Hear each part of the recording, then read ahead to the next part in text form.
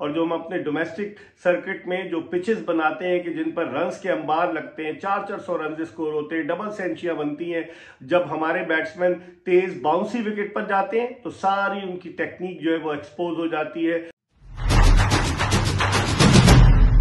बिस्मिल्लाहिर्रहमानिर्रहीम, अस्सलाम वालेकुम। अपने YouTube चैनल MIB स्पोर्ट्स पर मैं हूं मिर्जा इकबाल बेग।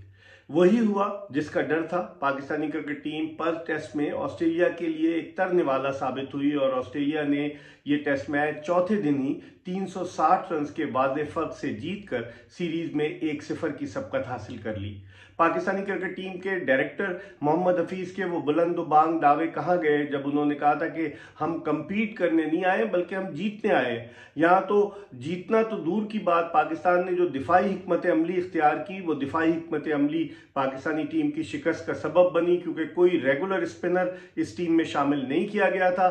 सलमान अली आगा से बॉलिंग कराई गई और वो इतने इफेक्टिव नहीं रहे। इसके बरक्स आप देखें नेथन लॉयन जो कि ऑस्ट्रेलिया के ऑफ स्पिनर है, उन्होंने पहली इनिंग्स में 3, दूसरी इनिंग्स में 5 विकेटें हासिल की। लेकिन पाकिस्तान के जो खिलाड़ी थे, जो खासतौर पर बैटिंग, बॉलिंग, फील्डिंग तीनों शोबों में पाकिस्तानी टीम जो है बिल्कुल उसको आउट क्लास किया ऑस्ट्रेलिया ने। आज चौथे दिन ऑस्ट्रेलिया ने अपनी दूसरी इनिंग्स 271 रन 5 खिलाड़ी आउट पर डिक्लेयर की, जब उस्मान ख्वाजा 90 रन बनाने के बाद आउट हुए और निस सेंचुरी बनाई मिचेल मार्श ने। और उसके बाद जब ऑस्ट्रेलिया ने 450 रन का एक पहाड़ जैसा हदफ पाकिस्तान को दिया तो पाकिस्तान की बैटिंग लाइनअप बिल्कुल रेत की दीवार साबित हुई। आज जिस तरीके से पाकिस्तानी बैट्समैन यके बाद दीगरे आउट हुए कि पूरी टीम 31वें ओवर में सिर्फ 89 रन पर ढेर हो गई पर्थ की इस ऑप्टस स्टेडियम की बाउंसी ट्रैक पर, और पाकिस्तानी बैट्समैन अपने आप को बचाने की जद्दोजहद में मसरूफ नजर आए।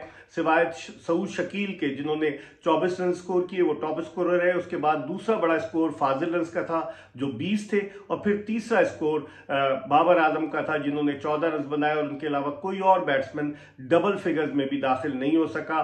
पाकिस्तान ने ऑलराउंडर खिला लिए थे, फहीम अशरफ को खिलाया, वो बैटिंग बॉलिंग दोनों शोबों में मुतासिर कुन कारकर्दगी पेश करने में नाकाम रहे। सलमान अली आगा को ऑलराउंडर के हैसियत से खिलाया कि जी वो बॉलिंग भी कर लेते, लेकिन वो नाकाम रहे। उसके बरक्स मैंने आपको बताया कि नेथन लॉयन ने किस तरह की बॉलिंग का मुजाहरा किया। शुरू से ही पाकिस्तानी क्रिकेट टीम जो थी वो नफसियाती तौर पर दबाव का शिकार नजर आई इस टेस्ट मैच में, और जो हम अपने डोमेस्टिक सर्किट में जो पिचेस बनाते हैं कि जिन पर रन्स के अंबार लगते हैं, 400 रन स्कोर होते हैं, डबल सेंचुरियां बनती हैं, जब हमारे बैट्समैन तेज बाउंसी विकेट पर जाते हैं तो सारी उनकी टेक्निक जो है वो एक्सपोज हो जाती है। और जिस तरह से आज हुआ कि दूसरी इनिंग्स में पाकिस्तानी टीम सिर्फ 31वें ओवर में आउट हो गई, जिससे जाहिर होता है कि पाकिस्तान के खिलाड़ी जो है T20 के ज्यादा एक्सपर्ट हैं, बल्कि वनडे में भी वो उस तरह की कारकर्दगी वर्ल्ड कप में नहीं पेश कर सके। इसका कौन है जिम्मेदार? वहाब रियाज जो चीफ सेलेक्टर है, उन्होंने टीम सेलेक्ट की थी और उन्होंने कहा था कि जी मोहम्मद अब्बास को इसलिए नहीं लिया कि वो डेक को हिट नहीं करते। तो किसने डेक को हिट किया? कोई इनसे पूछे।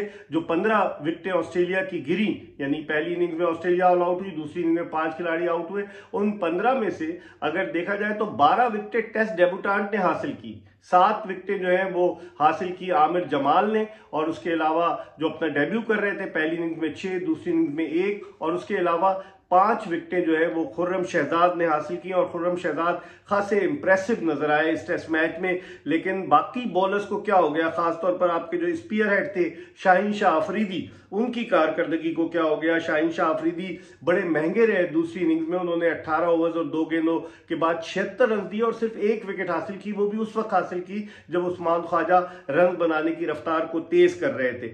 तो इन 2 डेब्यूटेंट के अलावा कि जिन्होंने 12 विकेटें हासिल की, शाहीन शाह अफरीदी जो है वो अगर कारकर्दगी देखें तो उन्होंने इस पूरे टेस्ट मैच में 2 खिलाड़ियों को आउट किया है, फहीम अशरफ ने भी 1 विकेट हासिल की। तो पाकिस्तान की कारकर्दगी बड़ी मायूस कुन रही, जिससे आप अंदाजा लगा सकते हैं कि पाकिस्तान के लिए बड़ा लम्हा फिक्रिया है, क्योंकि आप जब बुलंद बांग दावे करते हैं और फिर टीम आपकी एक्सपोज हो जाती है तो फिर पता चलता है कि क्या हुआ पाकिस्तान क्रिकेट में। नेथन लॉयन आज उन्होंने अपनी 500 विकेटें मुकम्मल की, फहीम अशरफ को उन्होंने LBW आउट किया, और इस तरह वो दुनिया के 8वें बॉलर बन गए टेस्ट क्रिकेट की 146 साल तारीख में कि जिन्होंने जो है 500 या उससे ज्यादा विकेटें ली हैं, और ऑस्ट्रेलिया के वो तीसरे बॉलर बने शेन वॉर्न के बाद और ग्लेन मैग्रा के बाद। तो हमने तो कोई स्पिनर ही नहीं खिलाया। और फिर इस बाउंसी विकेट पर जहां शॉर्ट पिच गेंदों को खेलने में पाकिस्तानी बैट्समैनों को कदरे दिक्कत और दुश्वारी का सामना करना पड़ा। इस पिच पर गेंद बैट्समैनों को लगी भी, लेकिन ऐसा लगता था कोई डर या खौफ था पाकिस्तान की बैटिंग में, जो इतने कॉन्फिडेंट नजर नहीं आए ऑस्ट्रेलिया के पेस अटैक के खिलाफ, जो मिचेल स्टार्क, जॉश हेजलवुड और जो है कप्तान पैट कमिंस पर मुश्तमिल था। तो इस तरह 3-3 विकेटें मिचेल स्टार्क और जॉश हेजलवुड के हिस्से में आई, और नेथन लायन ने 2 खिलाड़ियों को आउट किया और जल्दी रैप अप कर दिया। 5वें दिन की नौबत ही नहीं आने दी पाकिस्तान की टीम की इस कारकर्दगी को देखते हुए। अब आप देखें कि गुज़िश्ता 26 टेस्ट मैचेस में सिर्फ 2 मरतबा ऐसा हुआ है जब पाकिस्तानी टीम ऑस्ट्रेलिया को दोनों इनिंग्स में आउट करने में कामयाब हुई है, वरना ऑस्ट्रेलिया ने हमेशा पाकिस्तान के खिलाफ अच्छी कारकर्दगी पेश की है। 2019 का जो दौरा था आखिरी, उसमें दोनों टेस्ट मैचेस ऑस्ट्रेलिया ने एक इनिंग्स से जीते, लेकिन इस टेस्ट मैच में ऑस्ट्रेलिया ने पाकिस्तान को फॉलो ऑन नहीं कराया, क्योंकि पैट कमिंस को पता था चौथी इनिंग्स में ये विकेट और ज्यादा थोड़ी खराब होगी। इस विकेट पर अनऑकवर्ड बाउंस था, जिसकी वजह से उन्होंने जो है पाकिस्तान को चौथी इनिंग्स खिलाने का फैसला किया, पहले सेकेंड इनिंग में खुद बैटिंग की। अब क्या होगा, क्या तब्दीलियां होंगी, क्या पैनिक बटन दबा दिया जाएगा? बहैसियत कप्तान शान मसूद के लिए ये पहला टेस्ट मैच डरावना ख्वाब साबित हुआ। अब जो प्रोफेसर है हफीज, वो क्या करेंगे, किन लोगों को वो लाएंगे टीम में? कोई अब पाकिस्तान का कोई टूर मैच तो है नहीं। अब 26 दिसंबर से पाकिस्तानी क्रिकेट टीम मेलबर्न में सीरीज का दूसरा क्रिकेट टेस्ट मैच खेलेगी, और सुनने में आया है कि पीसीबी की मैनेजमेंट कमेटी के चेयरमैन ज़का अशरफ साहब भी हौसला अफजाई के लिए जा रहे हैं वहां टीम की। क्या हौसला अफजाई होगी, इतने दौरे वो कर चुके हैं जब से आए हैं। 5 जुलाई को उनका नोटिफिकेशन जारी हुआ। पाकिस्तान क्रिकेट में बेहतरी आने के बजाय पाकिस्तान क्रिकेट तनज़्ज़ुली की तरफ गामज़न है, चाहे वो एशिया कप हो, चाहे वो वर्ल्ड कप हो, अब ऑस्ट्रेलिया के खिलाफ सीरीज हो। वो तो हम श्रीलंका के खिलाफ 2 टेस्ट मैचों पर मुश्तमिल सीरीज श्रीलंका में जीते थे, लेकिन फिर जब बाहर जाते हैं जहां बाउंसी विकेट्स होती हैं, वहां हमारे बैट्समैन पूरी तरह से एक्सपोज हो जाते हैं। और एडम होलियॉक को उन्होंने एज अ बैटिंग कंसल्टेंट लिया। उसके अलावा और भी एक बहुत बड़ा एंटोराज जो है वो टीम के साथ है। 17 रुकनी जो है सपोर्ट स्टाफ है। फिर उसके अलावा अब पाकिस्तान के 19 खिलाड़ी हो गए, क्योंकि साजिद खान भी चले गए। तो अब होता क्या है, मेलबर्न टेस्ट में सबको इंतजार है कि पाकिस्तान शायद कम बैक करे, लेकिन नफसियाती तौर पर ऑस्ट्रेलिया ने जो सबकत हासिल की है पाकिस्तान पर, वो यकीनन पाकिस्तान के लिए बड़ी मुश्किल का बायस बनी है। जो टीम का सिलेक्शन हुआ 16 रुकनी टीम का, वो सिलेक्शन भी इतना अच्छा नहीं था, जिसकी वजह से हमारे पास चॉइसेस नहीं थी, और उस चॉइसेस के ना होने की वजह हमने नुमान अली को भी नहीं खिलाया, साजिद खान पहुंच गए उनको भी नहीं खिलाया, अगर अबरार जख्मी हो गए, तो बहुत सारी गलतियां की हैं। अगर आप अपने आप को अक्ले कुल समझेंगे तो यही नतीजा बरामद होगा। आपको अपडेट करते रहेंगे पाकिस्तान ऑस्ट्रेलिया सीरीज के हवाले से। देखते रहिए MIB स्पोर्ट्स।